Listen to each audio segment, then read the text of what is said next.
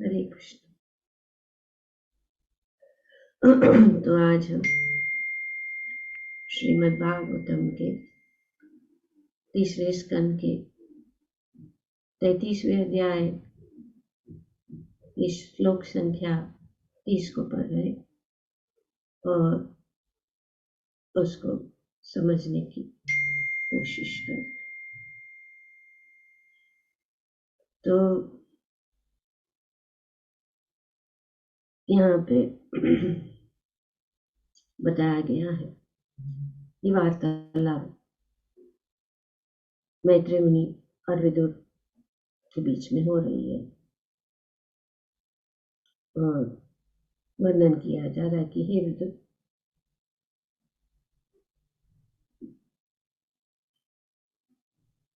कपिल द्वारा बताए गए नियमों का पालन करते हुए देवहूति शीघ्र ही भव बंधन से मुक्त हो गई और बिना कठिनाई से के परमात्मा स्वरूप भगवान को प्राप्त हुई। बहुत ही महत्वपूर्ण बात यहाँ पे बताया गया है और इस श्लोक में अचरित मतलब शीघ्र, और श्रील प्रभुपाद जी अपने तात्पर्य में भी ये बताते हैं कि समय नहीं लगा, शीघ्र ही। जैसे ही भगवान कपिल ने उनको आदेश दिया वैसे ही तुरंत शीघ्र ही और बिना कठिनाई के वे परमात्मा स्वरूप भगवान को प्राप्त हुए। तो यहाँ पे हम देखते हैं कि देवहूति ने कुछ नहीं किया। उसने क्या किया? सिर्फ भगवान की कथा को सुनी, भगवान ने जो बताया। जैसे हम देखते हैं कि कर्दम मुनि बहुत साल तक वन में उन्होंने तपस्या की, बहुत साल तक, और विवाह के बाद भी वे ध्यान में ही बैठे रहे, बहुत साल तक ध्यान में बैठे रहे और देवहूति बस उनकी सेवा करते रहे, उनको सहायता करते रहे बहुत साल। तो यहाँ हम देखते हैं कि देवहूति जब उनके पुत्र भगवान कपिल उनको ज्ञान प्रदान, वे सिर्फ वहीं पे थी, अपने घर में ही थी, कहीं गई नहीं, वन में नहीं गई या भारी तपस्या नहीं की। वे सिर्फ क्या कर रही थी? वे अपने घर में ही रहकर सेवा और श्रवण, और ऐसे करते हुए यहाँ पे प्रभुपाद जी थे बिना कठिनाई। नहीं तो भगवान को प्राप्त करने के लिए ना आसान नहीं है, बहुत तपस्या, बहुत ध्यान, बहुत सारे नियम का पालन करना, पर देवहूति ने ये सब नहीं किया। इसीलिए प्रभुपाद जी यहाँ बताते बहुत आसानी से, बिना कोई कठिनाई उन्होंने क्या किया? पहला चीज, उन्होंने अपने पति कर्दम मुनि की सहायता की, उनको भगवत प्राप्ति करने में उन्होंने क्या किया? उनकी सहायता। दूसरी चीज उन्होंने किया, क्या किया? उन्होंने भगवान कपिल अपने पुत्र से इस सांख्य योग, भक्ति योग के ज्ञान को सुना। और तीसरा क्या किया उन्होंने? तीसरा क्या ये है कि उन्होंने उसको अपने जीवन में उतारा। ये तीन चीजें की और आसानी से भगवत प्राप्ति कर सके, just by staying at home, serving their exalted husband, listening, Shravan, hearing the message of son Kapila and then implementing। तो हमने देखा कि किस प्रकार से उन्होंने परम गति को या परमात्मा स्वरूप भगवान को प्राप्त किया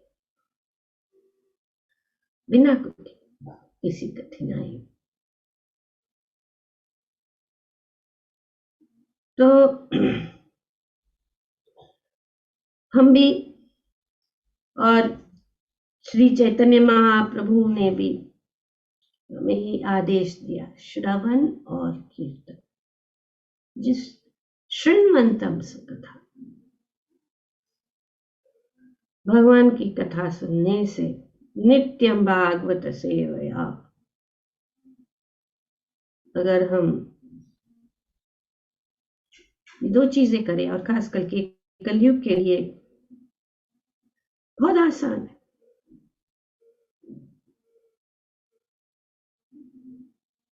तो ज्यादा करने की जरूरत नहीं, हम जहां पे भी हैं, जिस अवस्था में है, ये दो चीजें होनी चाहिए, श्रवण और कीर्तन।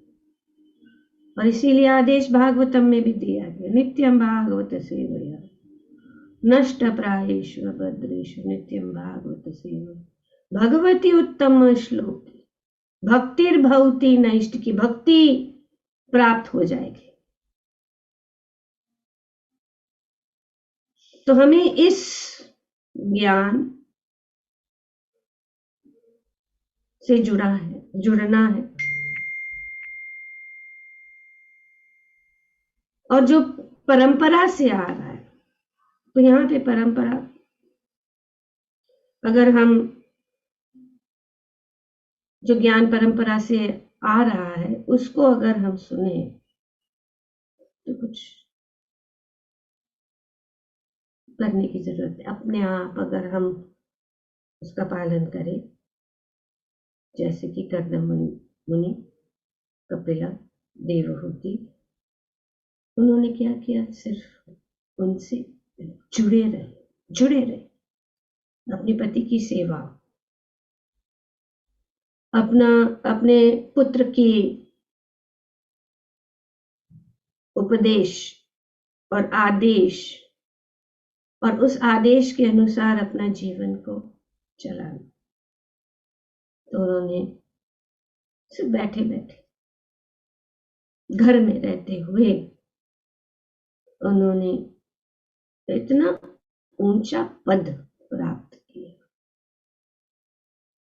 तो हम भी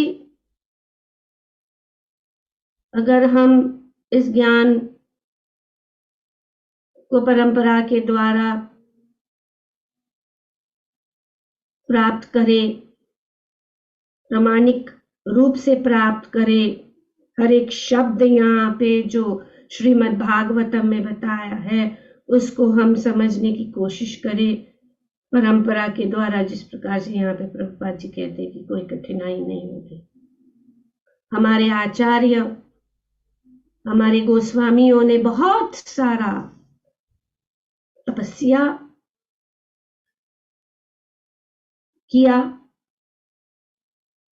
वृंदावन में रहकर, पेड़ों के नीचे रहकर सब कर दिया। और हमें सब जितना भी हमें जानना है उन्होंने दे दिया, हमें सिर्फ उसको अपनाना है और अपने जीवन में उतारना है। सिंपली हैव टू फॉलो, कुछ करना है। सफलता जिस प्रकार से एक इंजन रहता है, गाड़ी होती है और गाड़ी के पीछे बहुत सारे डिब्बे रहते हैं। सारा कार्य कौन कर रहा है? इंजन कर रहा है। इंजन क्या कर रहा है? गाड़ी का इंजन जो है वो गाड़ी को खींच रहा है और उनके पहिए चल रहे हैं, और बाकी के जो जो डिब्बे हैं उनके सिर्फ वो दो पहिए हैं, वो उसके पीछे क्योंकि वे जुड़े रहे अपने आप खींचे जा रहे और अपने गंतव्य तक पहुंचे। तो इसी प्रकार से अगर हम गुरु परंपरा के साथ जुड़े हुए हैं और उनके साथ जुड़े रहें तो हम अपने गंतव्य तक पहुंच जाए।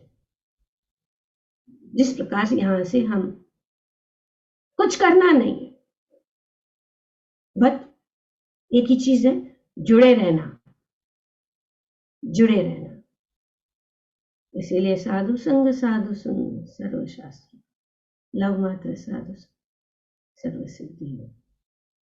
बस दो चीज करना है, सत्संग नित्यम सततम कीर्तयन्तो मम। हर शास्त्र में ये बताया गया है कि बहुत आसान, बैठना है, सुनना है, प्रसाद पाना है और अपने कार्य सेवा में लगना है। बाकी का जो है अपने आप हो जाएगा। और ये दो चीज बहुत जरूरी है। क्या है? श्रवण और कीर्तन। तो क्योंकि माता देवहूति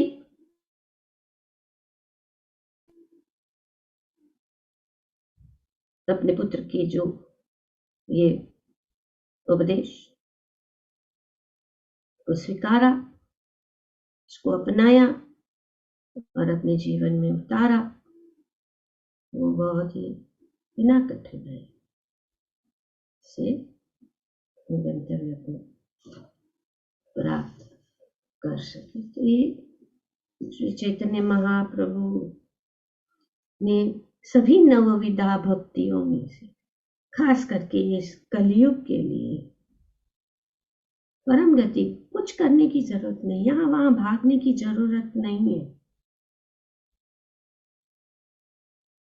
सिर्फ जुड़े रहना और श्रवण और रूप गोस्वामी ने श्री चैतन्य महाप्रभु से प्रश्न किया कि नौ में से कौन से श्रेष्ठ है, तो ये बता, श्रवण और कीर्तन। दोनों को लाभ प्राप्त होता है।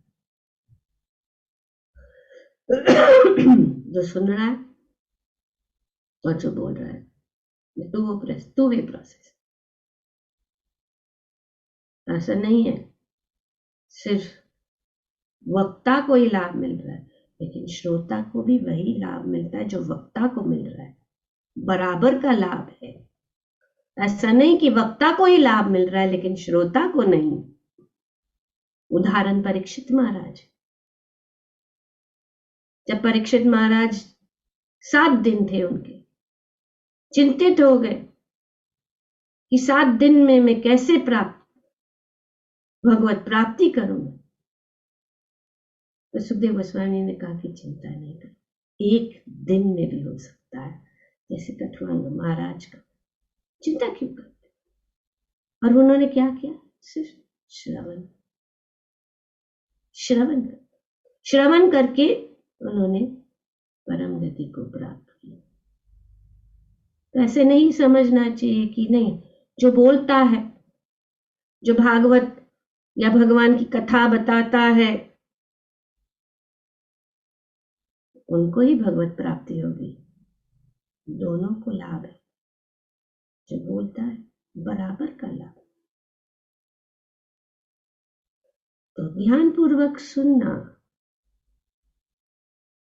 और उसको सुनकर, जिस प्रकार से देवहूति ने सुनकर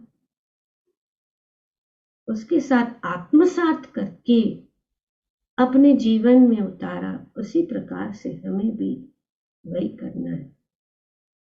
बस जुड़े रहो, पटरी पर रहेगी, पहुंच जाएंगे, कोई टेंशन नहीं है ना। और अपने हृदय में तो शृण्वन्तम सुकथा कृष्ण, भगवान की कथा सुनने का क्या परिणाम है? शृण्वन्तम सुकथा कृष्ण क्या होगा? हृदयन्तस्तु हि अभद्राणि, बैठे बैठे सुनते सुनते हमारे कानों के बीच अंदर जो जा रहा है वो हमारे हृदय को शुद्ध बना देता है, पवित्र बना देता है। नष्ट प्रायेषु अभद्रेषु नित्यम भागवत, ऊपर से भागवत कथा, भागवतम सुनने से यहाँ पे ये वरदान है, जो नष्ट प्रायेषु अभद्रेषु नित्यम भागवत सेवया भगवती उत्तम श्लोकी भक्तिर भवती नैष्टिकी। बैठे बैठे हृदय के अंदर हमारा हृदय पवित्र हो जाएगा, हमारे सब अभद्र नष्ट हो जाएंगे, हम पवित्र हो जाएंगे, सब कल्मश नष्ट हो जाएंगे। इस भौतिक जगत में सभी कल्मशों से नष्ट होने का एक ही उपाय है, श्रीमद् भागवतम को सुनना। ऐसा नहीं भागवत कथा जो पेशेवर कथाकारी करते, ऐसा नहीं, क्रमशः जैसे हम कर। अभी कितने साल हो गए, हम तीसरे स्कंद पे आ गए, हर दिन एक एक श्लोक कर रहे, पर कितना बड़ा प्रोग्रेस हुआ। हसुआ माता जी को पता है, उन्होंने रिकॉर्ड रखा है कि कब से पहला फर्स्ट कैंटो फर्स्ट वर्स 1.1.1 कब शुरू हुआ। अभी देखिए, नित्यम, नो टेंशन, श्रद्धा पूर्वक। हमें पता नहीं है कि किस प्रकार से हमारे हृदय के अंदर कितने अभद्र है और गहरा, कितने जन्म जन्मांतर के हमारे जो संस्कार, हमारे जो पिछले जन्मों के कितनी जो धूल की खाई बन गई है, उसको घिसना पड़ेगा। ऐसे रातों रात नहीं होगा। पंखा बंद कर देते हैं, स्विच ऑफ कर देते हैं तो क्या रुक जाता है तुरंत पंखा? अभी पंखा रुक गया। धीरे धीरे पर हमारे सभी जो अभद्र है नष्ट हो जाएंगे। किसी का जल्दी, किसी का कुछ समय, पर होगा और हो रहा है। सिर्फ जुड़े रहने से। हमें उतरना नहीं है, उतरेंगे बीच में तो वहीं पे रुक जाएंगे, वहीं पे रहना पड़ेगा। फिर दूसरी गाड़ी आएगी, उसी गंतव्य पता नहीं कभी आएगी, कभी तो हर 5 मिनट में आती है, कभी कुछ हर 5 दिन में आती है, तो कभी पता नहीं। जैसे कि हमारा ये मानव शरीर आया है, मिल गया, बैठ गए हम इस वाहन में जो हमें गंतव्य तक पहुंचा सकता है। लेकिन अगर बीच में हम उतर गए तो पता नहीं कितनी योनियों से गुजर के फिर वापस पता नहीं। कीट की योनि मिली तो चलो जल्दी होगा, पेड़ की योनि मिली तो पता नहीं कितने हजारों साल तक उसमें रुके रहना पड़ेगा, घूमते घूमते घूमते जाते जाते फिर आएगी गाड़ी वापस जो हमें भगवत धाम ले जाएगी। और हमारा ये शरीर ही एक है, ये मानव शरीर ही एक। कपिल मुनि ने सब कुछ बता दिया, हम सब पढ़ चुके हैं इसी स्कंद में कि यात्रा कैसी है। तो जुड़े रहना, और जुड़े रहने के लिए इंजन स्ट्रांग चाहिए। इंजन स्ट्रांग होना चाहिए, तो वो है गुरु परंपरा। गुरु भव सागर को पार करने के लिए एक नौका को बहुत सॉलिड कैप्टन चाहिए। अगर वो कैप्टन नहीं है तो तूफान तो आएंगे, तूफान को आएंगे। तूफान से किससे बचना है? यात्रियों को पहुंचाना है, वो सॉलिड कैप्टन। ये हमारी सॉलिड परंपरा है, हमारे गोस्वामी, हमारे आचार्य, हमारे गुरु। बस बैठना है। तपस्या हमारे लिए यही है, समय। तो यहाँ पे यही बताया जाए कि इस प्रसंग में देवहूति की को बताने वाली 3 शब्द प्रयुक्त हुए हैं। ये 3 शब्द यहाँ पे आत्मानम, ब्रह्म निर्वाणम और तथा भगवंतम। ये परम सत्य की खोज की क्रमिक विधि को बताते हैं, जैसे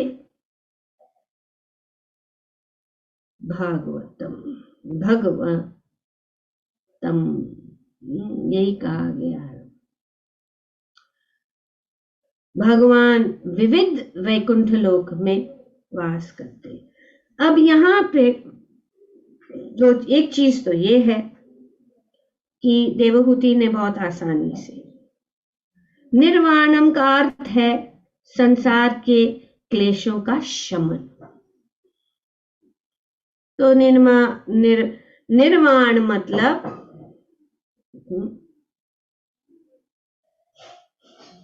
extinguishing the pangs of material existence, निर्वाण। और जब हम ये उन्होंने क्या किया था, ऑलरेडी प्राप्त कर दिया देवहूति। तो ये देवहूति ने इनको ऑलरेडी कैसे प्राप्त किया, उन्होंने कैसे इस भौतिक वादी जीवन से वे मुक्त हो गए। और दूसरा है ब्रह्म निर्वाणम, आत्मानम ब्रह्म निर्वाणम। ब्रह्म निर्वाण का अर्थ है, वैदिक शास्त्रों के अनुसार निर्वाण का अर्थ है भौतिक जीवन का अंत, और आत्मा नाम का अर्थ है हृदय के भीतर परमात्मा का साक्षात्कार।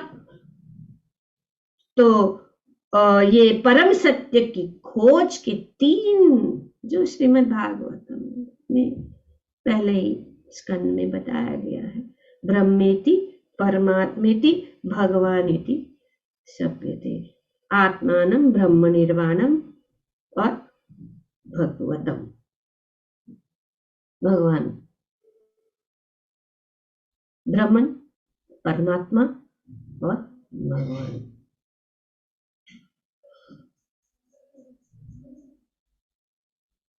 तो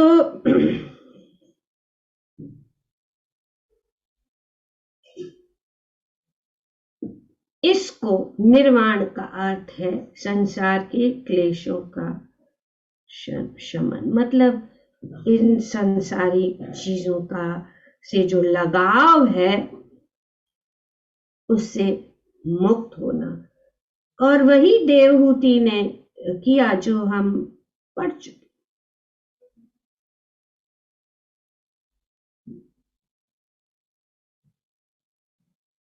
तो पहले ही ब्रह्म सिद्ध आत्मा के रूप में भौतिक जीवन बोध की उपाधियों से मुक्त हो गई। उन्होंने ये भौतिक जीवन बोध की उपाधियां, ये सब उपाधियां हैं, इसको क्या कहते हैं, freed from designations of materialistic concept of life. Materialistic concept of life मतलब यही है। क्या है?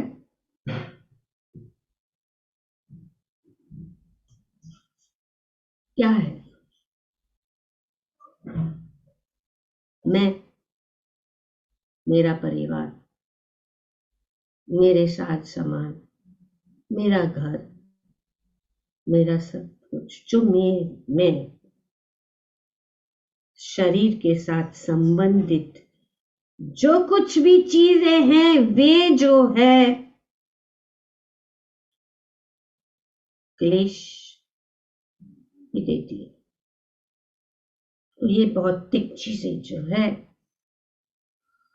वे हमें हमेशा, जो भी चीजें इस भौतिक जगत में कुछ भी हो, सगे संबंधी मित्र, धन दौलत, सबकी सब चीजें जो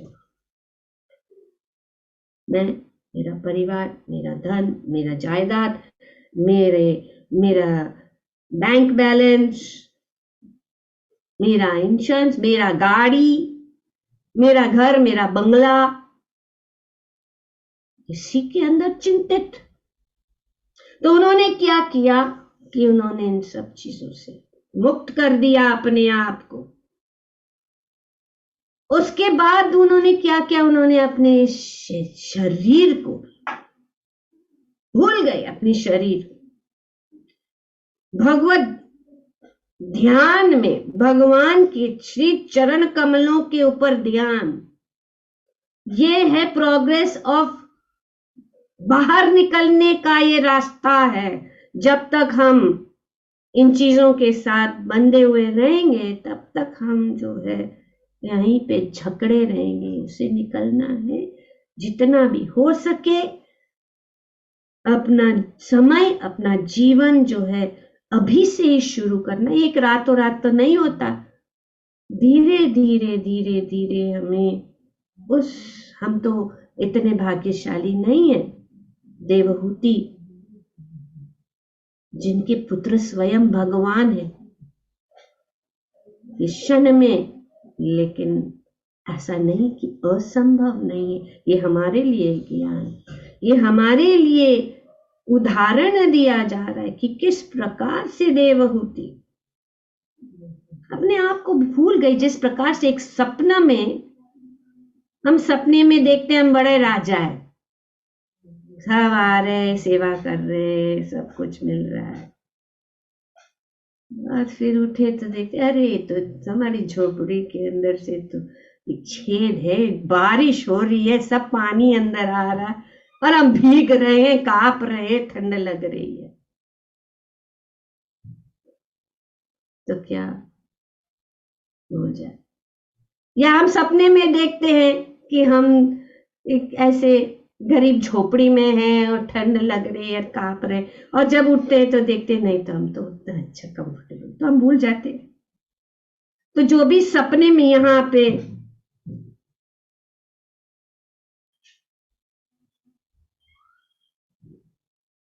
बताया जा रहा, मैं नहीं कह रही, यहाँ पे बताया कि शरीर, उन्होंने शरीर वैसे ही भूल गई जिस तरह मनुष्य को सपने में अपने विविध शरीर भूल जाते,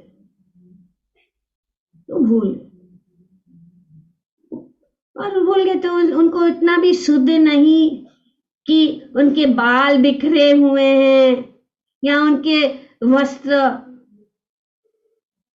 अस्त व्यस्त हो गए। हमें ऐसा नहीं, हम सोचते नहीं जो अच्छा तो यही है, क्योंकि बॉडी हम चाहते कि अच्छा कपड़ा, अच्छा iron kurta pyjama, iron sari, tip top, bead bag, अच्छा ये सब जो है ठीक है, क्लीनलीनेस है, अच्छा है। लेकिन जब उस अवस्था में हम ब्रिज में जाते हैं तो हमें ऐसा नहीं, अरे ये तो कैसे गंदे, उनको कुछ पता ही नहीं है, उनके बाल नहीं है ठीक से बनाए हुए, ना उनके पास वस्त्र ठीक से पहने। हम किसी की अवस्था को नहीं जान सकते, किसी को हम ऐसे नहीं कह सकते, पर हमारी आदत है ना कि हम देखते हैं कि सब व्यवस्थित, क्योंकि हमारा अभी तक भौतिक मटेरियलिस्टिक कॉन्शियसनेस है और हम उसी में ही सुख ढूंढते हैं, उसी को ही, उसी अवस्था पर। यहाँ पे देवहूति भगवान के विचार में सदैव तल्लीन रहने के कारण उसे उनकी उनकी शुद्धि भी न रही कि उनके बाल बिखर गए और उनके वस्त्र अस्त व्यस्त हो गए।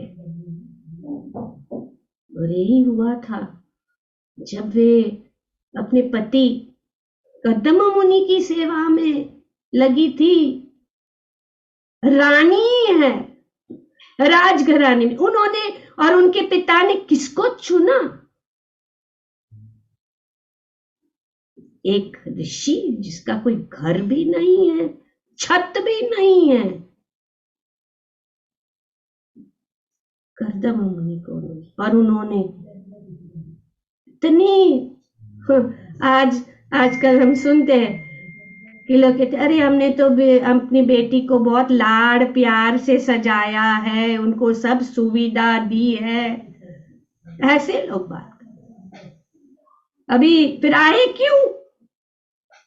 कर्दम मुनि ने कहा कि हमारा ये सौभाग्य होगा कि हमारी आप जैसे पति, हमारी पुत्री प्राप्त। और उन्होंने इतने ऐशो आराम में रहते हुए भी उन्होंने अपने पति की सेवा बिना, वे इतनी दुबली पतली, उनकी जटाएं बन गई थी बालों, उन्होंने अपनी परवाह भी नहीं की। तो पहले हम सेवा देखते हैं तो बोलते हैं कि क्या सुविधा क्या, हाँ वहां ब्रिज में जाएंगे तो कहाँ रहेंगे, कौन सा जगह, कैसे स्थान, ठीक है, हम तो इस लेवल पे नहीं है उनके, हमें उनका नकल नहीं कर सकते, लेकिन उनके पद चिन्हों के अनुसार तो चलो हमें अच्छा कमरा मिल रहा है, चलो एक दिन गीजर नहीं चल रहा है, या चलो कुछ सुविधा करके हम कुछ एडजस्ट करके, लेकिन हम और डिस्ट्रेस ड्रिबल्ड हो जाते। तो ये उदाहरण, ये हाईएस्ट लेवल ऑफ शास्त्र जो है, हाईएस्ट लेवल ऑफ ये बताते हैं कि कोई नहीं, कोई क्या चैलेंज नहीं कर सकता है देवहूति माता को, कोई चैलेंज नहीं कर सकता है अर्जुन के कष्ट को, पांडवों के कष्ट को कोई चैलेंज नहीं कर सकता। तो कोई कहेगा तो हाँ उनको तो, लेकिन मेरा तो उनसे बढ़कर है, नहीं है बढ़कर, हमारा तो कुछ भी नहीं है, क्योंकि हम जानते कि हमारा लक्ष्य क्या है। इस यहाँ पे कंफर्टेबल नहीं रहना, बाहर निकलना। और यही हुआ जो यहाँ पे बताया जा रहा है कि आत्मा नाम का अर्थ है हृदय के भीतर परमात्मा का साक्षात्कार। परमात्मा का साक्षात्कार कब होगा? जब अगर हम भौतिक चीजों के साथ अगर लगाव रख रहे हैं तो ये नहीं होगा। तो हमें लगाव ऐसे चीजों से, लगाव तो है ही, लगाव होगा तो लगाव किससे रखना है? श्रीमद् भागवतम की कथा सुनने से। लगाव किसके रखना है? भक्तों का संग से लगाव होना चाहिए, भक्तों का संग प्राप्त हो जो हमें आध्यात्मिक रास्ते पे ले जाए। यही हमारी इच्छा होनी चाहिए। ये समझ लेना चाहिए कि देवहूति उन लोगों में प्रविष्ट हुई जिसे कपिल वैकुंठ कहते हैं। तो यहाँ पे ये और भी बात बताई जा, क्योंकि भगवत गीता में भगवान बताते यम यम वापि स्मरण भावम तजति अंत कलेवरम तम तमेव इति कौन्तेय सदा तद्भाव भावितः। जो भी स्मरण करेंगे, जो भी अंत में जो भी हम विचार करेंगे, हमारे विचार हमें दूसरे स्थान पर, मेरा विचार है कि मैं वृंदावन जाऊं तो मेरा विचार क्या करेगा, मुझे वहां जाने के लिए तैयार, तो मैं तैयारी कर, तो हम तैयारी कर रहे। तो इसीलिए वानप्रस्थ और सन्यास यही है कि जब हम देखते हैं हमारा उम्र हो गया तो इन सब जो तू मैं इस घर की ये सब चीजें, इन सब चीजों को धीरे त्यागना है, भगवान की सिर्फ सत्संग और अपने इस शरीर, आत्मा और शरीर एक रखने के लिए जितना भी जरूरत है उसको स्वीकार कर, क्योंकि हमें कुछ खाना है, हमें कुछ छत चाहिए, कुछ ओढ़ने के लिए चाहिए, कुछ हमारे कार्य करने के लिए चाहिए, बस जरूरत से ज्यादा त्यागो इन सब चीजों को, यही शास्त्र कह रहा है। तो क्योंकि उनका ध्यान अपने पुत्र भगवान, और वे कहाँ गए, कपिल वैकुंठ। वैकुंठ लोक की संख्या अनंत है, विष्णु के अंश का प्राधान्य रहता है। तो अनेक, जैसे कि अद्वैतम अच्युतम अनादिर अनंत रूपम, भगवान की अनंत रूप है, और वैकुंठ भगवान के 24 रूप है। वैकुंठ में कितने हैं भगवान के? 24। अब ये कैसे हैं जो यहाँ पे भगवान के अनंत रूप बताए गए हैं? भगवान के दिव्य स्वरूप की असंख्या विस्तार अंश होते हैं, और उनके 4 भुजाओं के विभिन्न चिन्ह को धारण करने के कारण वे नारायण, प्रद्युम्न, अनिरुद्ध, वासुदेव आदि कहलाते। तो 24 ऐसे, और वो चिन्ह के अनुसार, और वो चिन्ह के अनुसार हम जान सकते हैं कि ये नारायण है, ये प्रद्युम्न है, या ये अनिरुद्ध है। सब एक जैसे नहीं है, ये 4 उनकी भुजाएं हैं, 4 भुजाएं हैं। और हर 4 भुजाओं में कितने हैं, कौन से हैं? शंख, चक्र, गदा, पद्म। किसी के हाथ में शंख ऊपर होगा, किसी के हाथ में पद्म ऊपर होगा, या बाएं हाथ, दाएं हाथ, हाँ, इस प्रकार से अनेक अनेक जो पोजीशन है, उस पोजीशन का विस्तार रूप से शास्त्र में बताया कि अगर ये इस विष्णु के रूप में उनका शंख ऊपर के हाथ में, राइट हैंड में ऊपर है, तो वे ये नाम से जाने जाएंगे। तो अगर हम देखेंगे तो हम सोचते हैं कि हाँ, उनका ये जो है ना, मंदिर ने अपना चॉइस लेके उनका हाथ में ऊपर कमल रख दिया, किसी ने नीचे रख दिया, किसी ने चक्र को इस हाथ में रख दिया, किसी चक्र, ऐसा नहीं है। ये शास्त्र के अनुसार 24 अनेक अनेक प्रकार के रूप है, और ये 24 प्रकार के वैकुंठ प्लैनेट है, एक नहीं है, जिसमें हर एक जो है निवास करते हैं। और इस 24 वैकुंठ जो ग्रह है, उसमें से भी कुछ सब प्लैनेट्स है, और उसमें से कपिल मुनि का कपिल वैकुंठ कहते हैं। तो कपिल ये चिन्ह के धारण करने, ये चिन्ह के अनुसार, तो ये 24 प्रकार के वैकुंठ है, इसमें से सब है। और कपिल वैकुंठ नाम का से भी एक वैकुंठ है, जहाँ देवहूति कपिल से मिलने और अपने दिव्य पुत्र की संगति का आनंद लेने के लिए भेज दी गई। तो भी कही ये था माम प्रबल। तो जिस प्रकार से हमारी, अगर हम भगवान श्री राम को पूछते तो अयोध्या अनेक अनेक स्थान है, अगर जगन्नाथपुरी, मथुरा कृष्ण, वृंदावन गोलोक वृंदावन, तो जहां जहां हम जाना है, हमारे जिस भाव से भगवान को हम पूछते, यहाँ पे माता देवहूति का जो है स्नेह और प्रेम अपने पुत्र के प्रति होने के कारण वे जो है कपिल वैकुंठ उन्होंने प्राप्त किया। ग्रंथराज श्रीमद् भागवतम की जय।